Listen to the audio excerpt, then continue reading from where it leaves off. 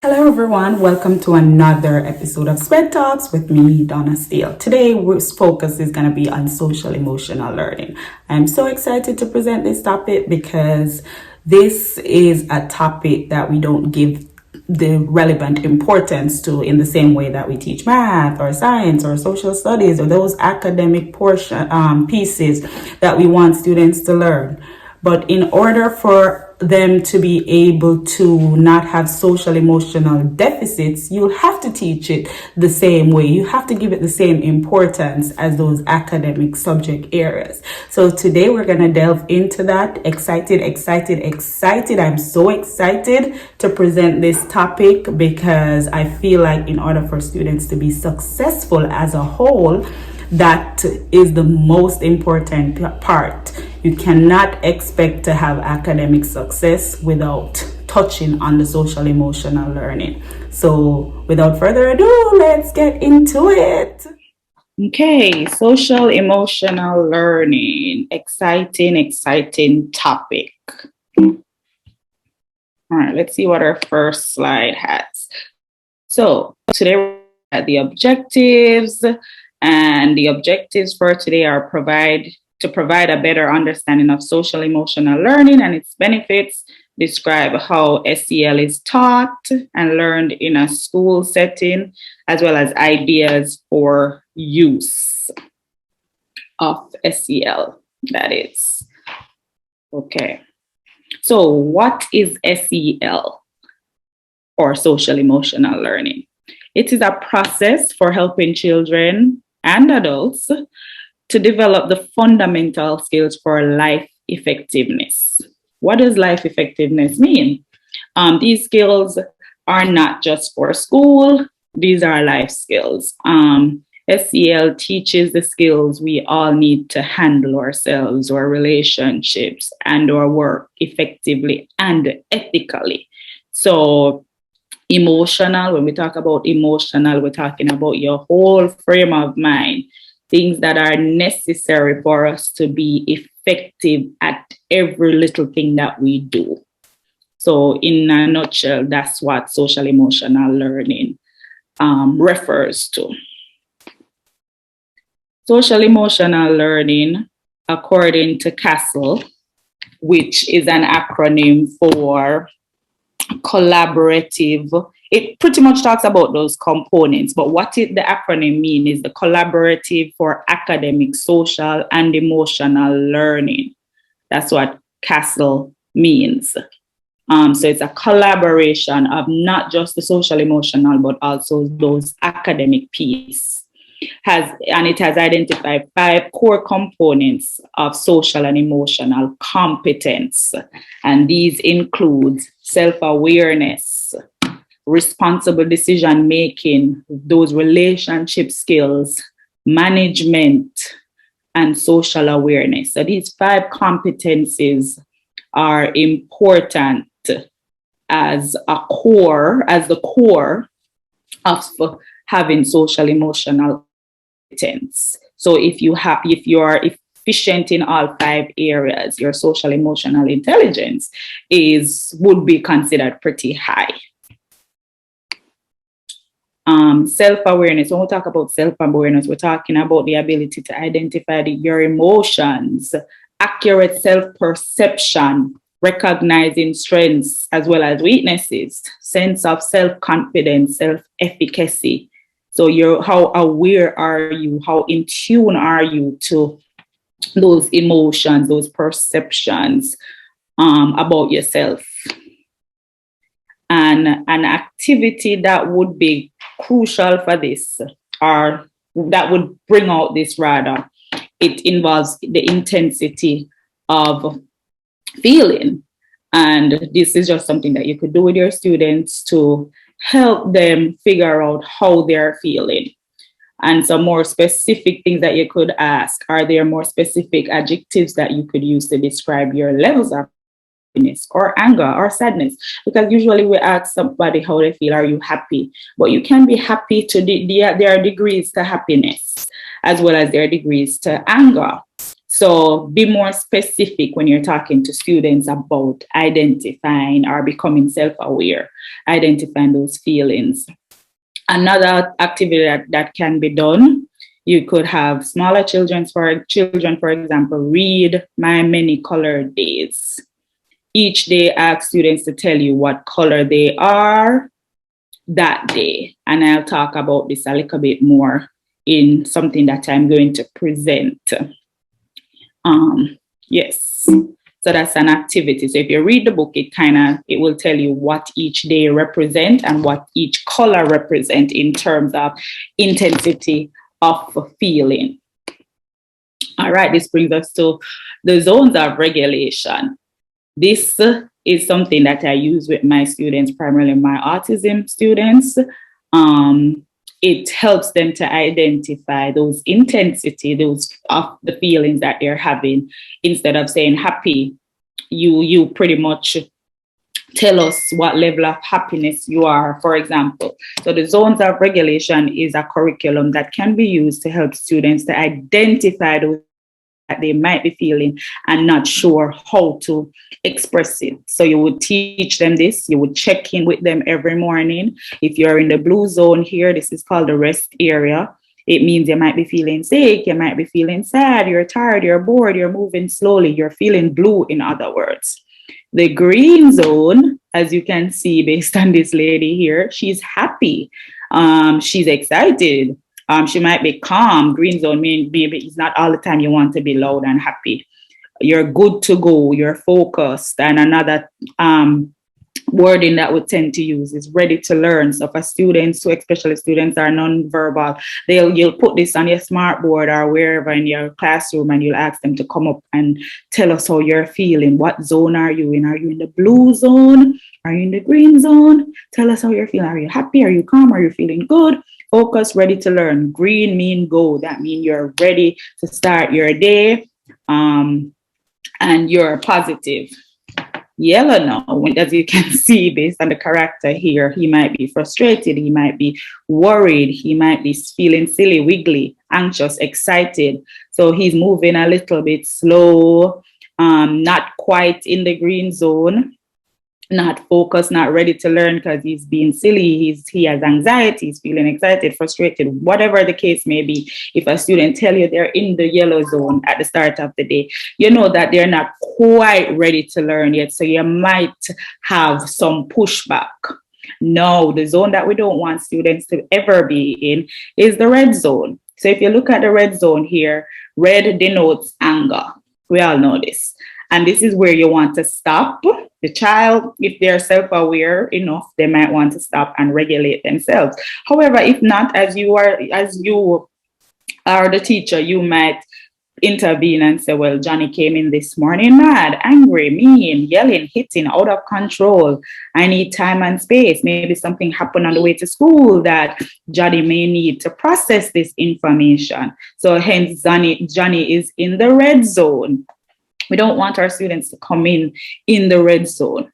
In the blue zone, maybe they can't help it. Maybe it's something that is outside of their control. Maybe somebody died, hence they're sad. Maybe they're sick, hence they're in the blue zone. They're tired, they're bored. This might not necessarily be as a direct result of something that they have done and have no control of. The green zone, well, I want our students to come in happy, but that's not the reality of things. They will come in all different zones, and you have, as the teacher, and seeing them the first thing in the morning, you have to set the pace to determine the outcome that you want in your classroom throughout the day. And as parents, we know our children, so we can tell when they're in the blue zone, the green zone, the yellow zone, the red zone, and we know what triggers they might have that might put them in any of these zones.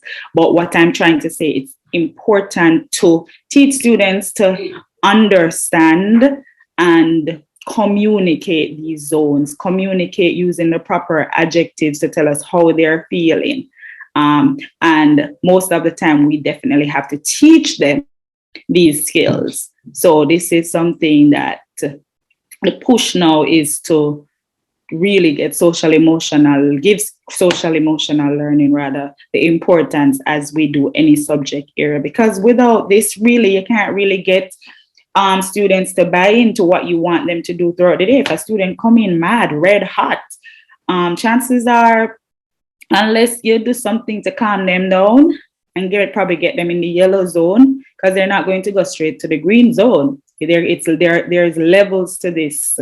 You're not going to get much out of a student who is just mad and mad all day. You might get something out of the yellow zone when they're in the yellow zone, but even then, if they're frustrated, anxious, maybe not excited, if they're overzealous, maybe not. Depends on the level of yellows that they're in.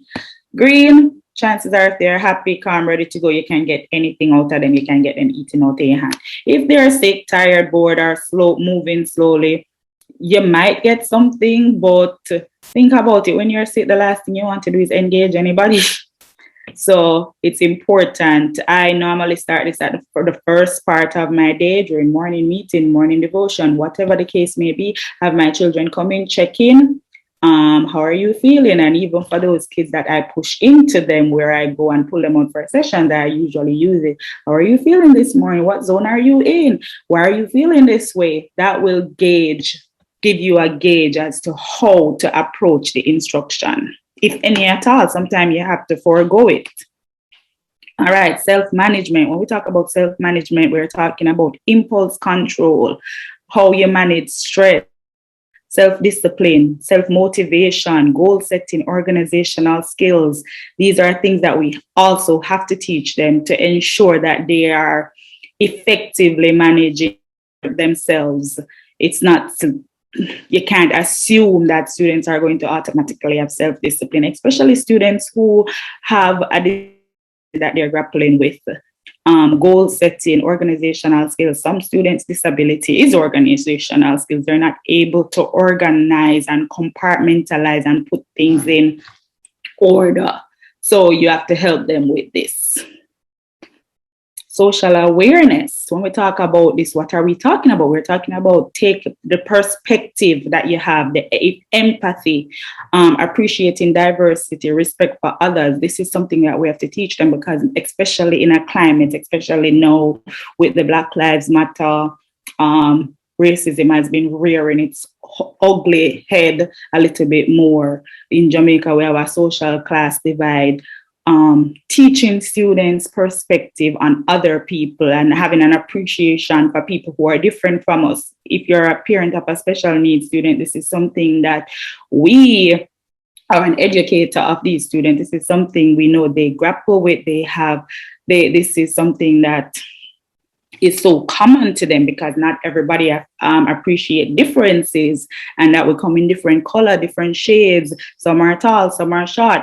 I will also have to teach children to be respectful of each other. We can't assume that everybody comes from a same household where this is taught in the household. So in schools, some students have no perspective, no respect for others, no empathy, or sympathy rather. So these are things that you have to teach them to be socially aware.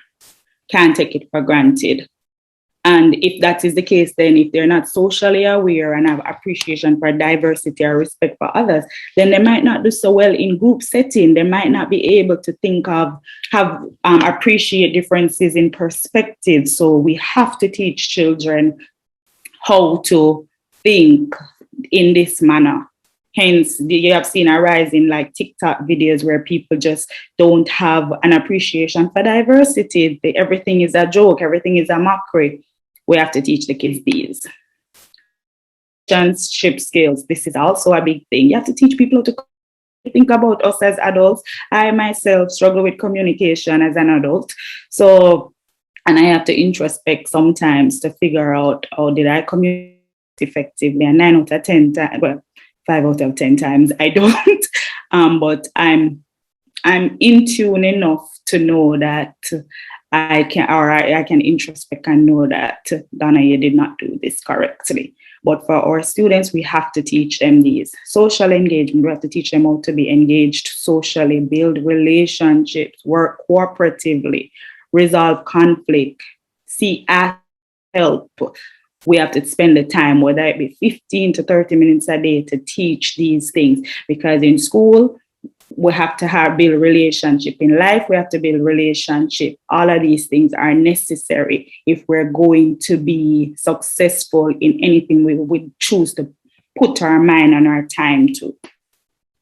Responsible decision making, ethical responsibility, able to analyze a situation, problem identification, problem solving, evaluation, especially our older students. They don't know how to do this, and this is something we have to teach them. So, and social emotional learning is important. What does the research say? I always like to go back to what the research say. This is what the research says. SEL improves student outcomes. Science links SEL to student gains, social emotional skills, improved qualities about self, others, and school, positive classroom behavior, 11 percentile point gain on standardized achievement test. This is what the research says. And the sources from the impact of enhancing social emotional learning and meta-analysis of school-based universal interventions. This is what the literature says from 2011. And reduce risk for conduct problems and emotional distress. That's what the literature says. I didn't make it up. So it proves that social emotional adds value. The three-legged stool, that is social emotional, it focuses on culture and climate, integration and infusion, direct instruction. So it's the legs, for the stool to stand up, it needs all three legs, which as you can see based on the analogy, culture and climate, integration and infusion, direct instruction, all of that need to be factored in to have effective social emotional learning. That brings us to ways social emotional learning is taught and learned. And one way to do this is utilizing what we call the SAFE method. High quality SEL skills instruction is SAFE. What that means, the S stands for sequenced activities to develop skills. So you want to use activities that are sequenced, that where one picks up after the other. You need, the A stands for active forms of learning. So instead of those passive formal learning, you want to really see how students are learning and how they are interpreting that information that they have learned to ascertain what you need to do next. If in fact, they haven't learned it how you want them to learn it. Focus attention on SEL in the curriculum. So wherever possible, try to tie that in. Okay, I gave you a problem to do, and I might check in. Instead of just focusing on the fact that the problem is incorrect, you want to zone in on those feelings, because if a child, for example, did 10 questions and everything wrong on the paper, then we want to consider how that child might be feeling compared to the child who got everything right. Naturally, that child, and let me just refer to the zones of regulation, that child might be in the green zone. If the child got everything right, that child will be excited on a high.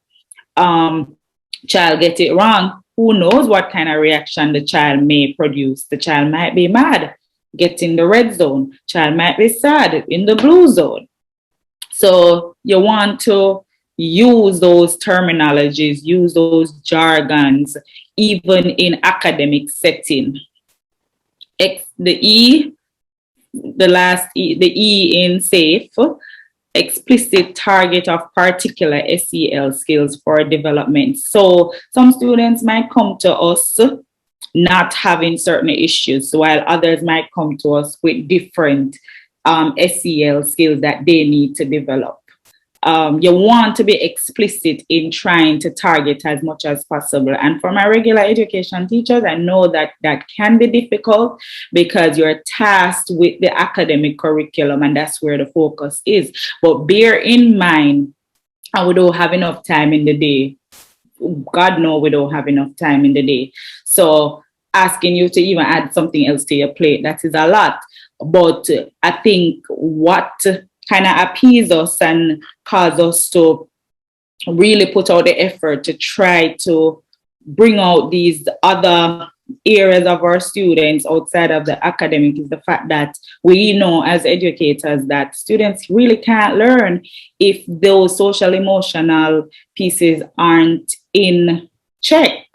Pretty much, if we don't fix those, then we're really not going to get the maths and the English going and those other targeted academic areas. So you want to, in some way, get creative and try to explicitly target those skills that we know that they have deficits in, and those skills that we know that are needed for academic success whenever possible. All right, let's go to the next slide.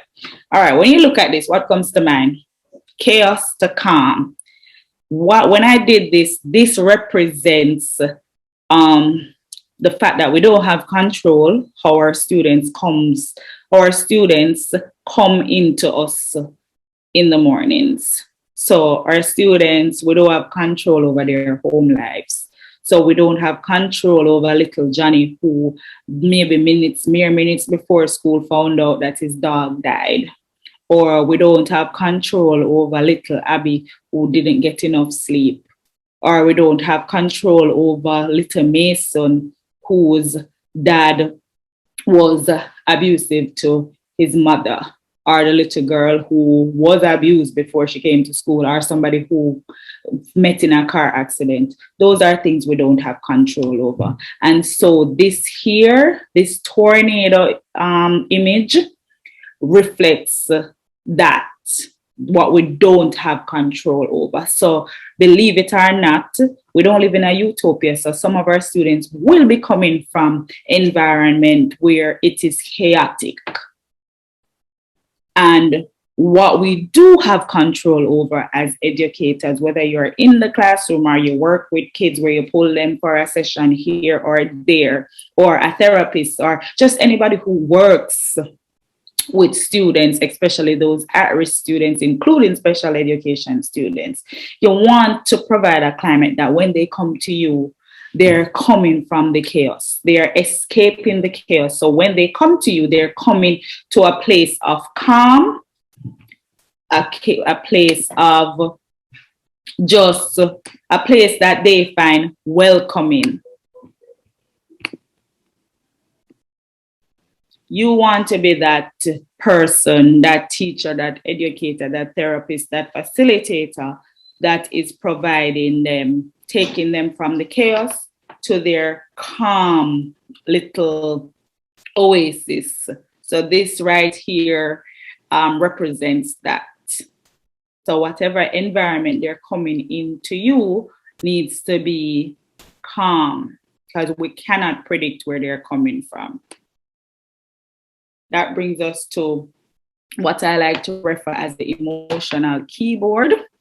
And pretty much as human beings, we're hardwired with only 6 emotions, only 6. The rest must be taught. So when we talk about being hardwired, we're talking about the fact that we come naturally with these emotions. And this is, I'm referring to the middle column that we have here, which some of these emotions are sadness, joy, disgust, anger, surprise, fear. Naturally with these don't have to be taught.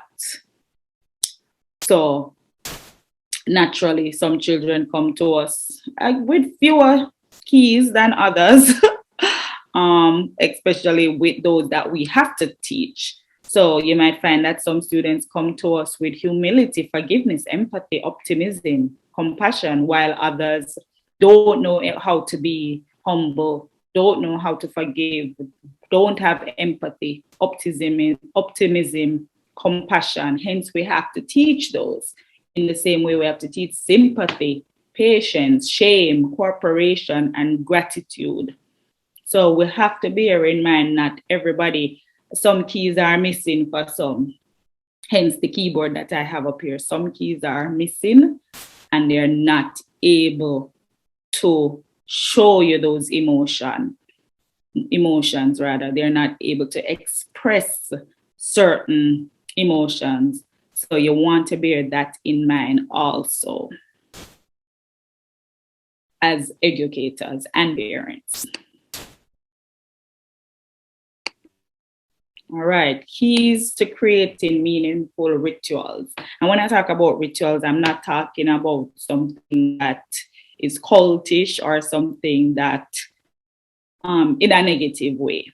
When I talk about rituals, I'm talking about things that matters, things that are consistent, reliable, and equitable, things that students are used to seeing. So, for example, they come into the classroom.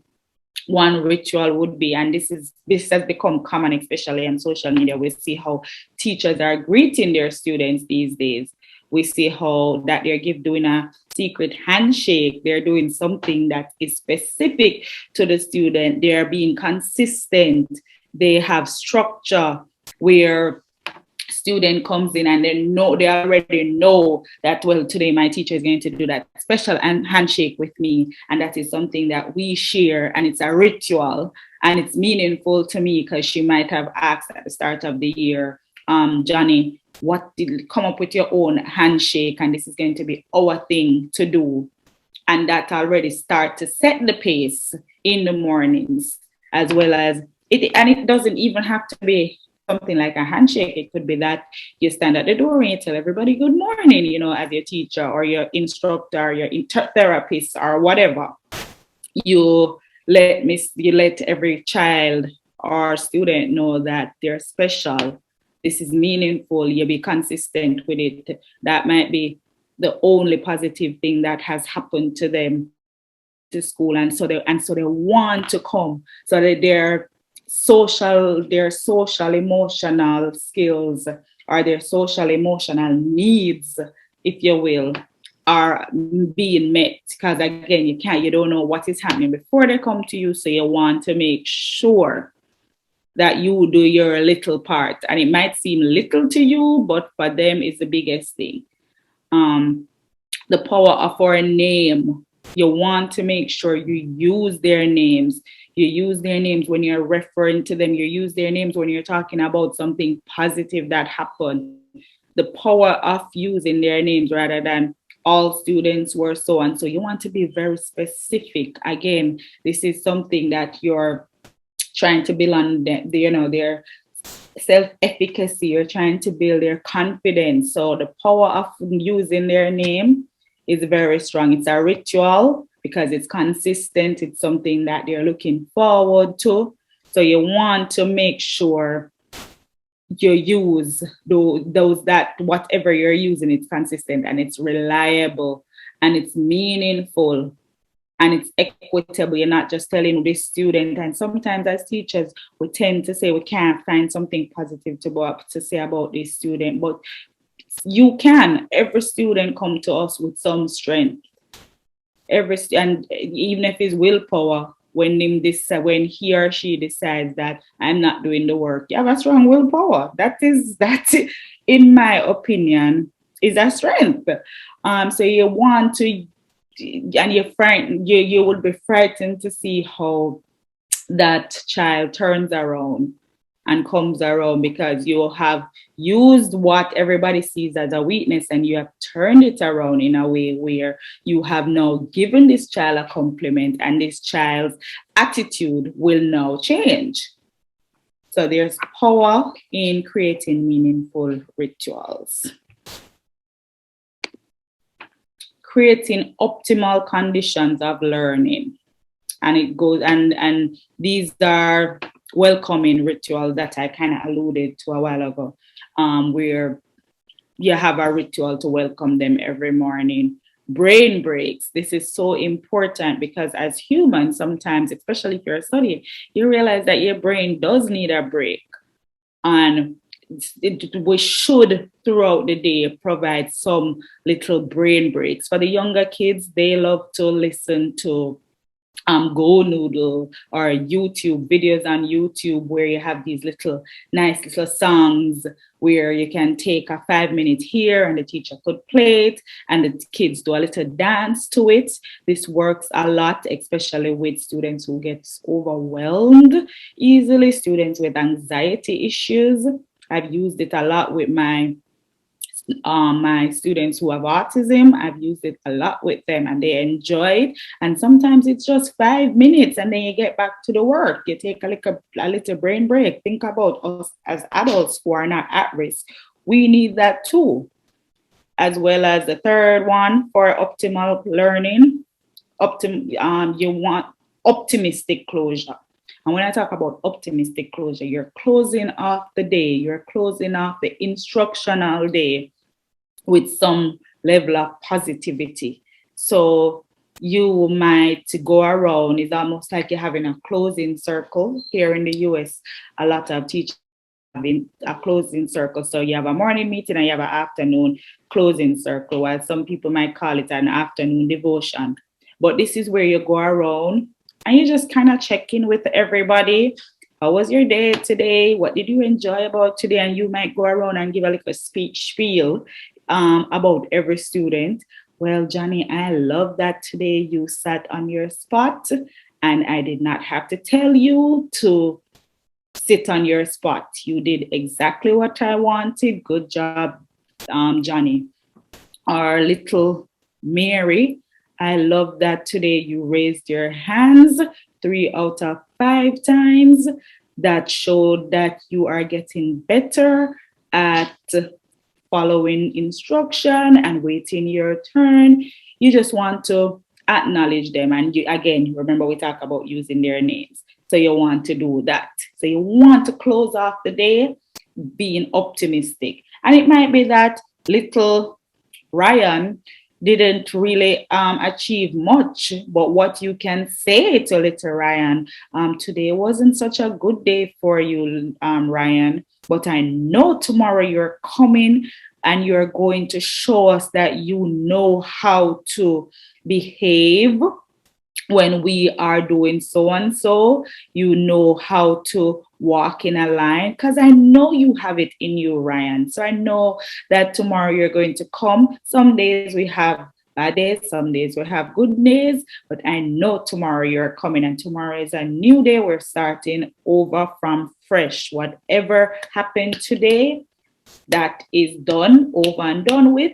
So I know tomorrow you're coming, being your best self. So you want to always kind of end it on a good note. We're adults, so we don't hold grudges against kids. We don't hold grudges against our students. So you want to bear that in mind. Because again, we don't know where little Ryan is going tonight. We don't know what is happening in little Ryan's world. So whatever we can control, we want it to be optimal. We want it to be the best. We want to give them that experience to have positivity going home. And another important point is brain regulation. When we talk about regulating the brain, and when we give a brain break, this is what we're doing. We're regulating the brain. And how we can do this? Laughter. It might be you share a corny joke with your class or your students. It might be that some kids may need breathing strategies, especially kids who get overwhelmed and kids who just need to de-escalate after a situation. You know, these are some of the things that they might need to use to regulate themselves and be them normal self, if you will. One-on-one interaction, some students require a pull-out here for 5 minutes just to give them a little pep talk, just to bring them back up to where they need to be. You know, movement, music, these are things that help to regulate the brain and bring our students back to where we need them to be. And I just want to end with this. And this is a quote from Aristotle. It says educating the mind without educating the heart is no education at all. So we have to tend the heart. We have to try to tend to the heart. So without that, it doesn't make sense to educate the mind, because if your heart is not in it, or your heart cannot be in it for whatever reason, then half the information students won't be able to process. And that's just the key. And while I can accept that all our students, even teaching social emotional learning, might not work, because they're dealing with bigger issues, including mental health issues, other issues that might be bigger than us. As educators, as therapists, as parents, as anybody who works with students, in particular those who are at risk, you want to try as much as possible to appeal to the heart. And to do that, you have to make an attempt to teach the social emotional learning, to give it the same importance, if not more, than the math, than the English, than the science. So until next time, I'm leaving you with educating the mind without educating the heart is no education at all. Bye.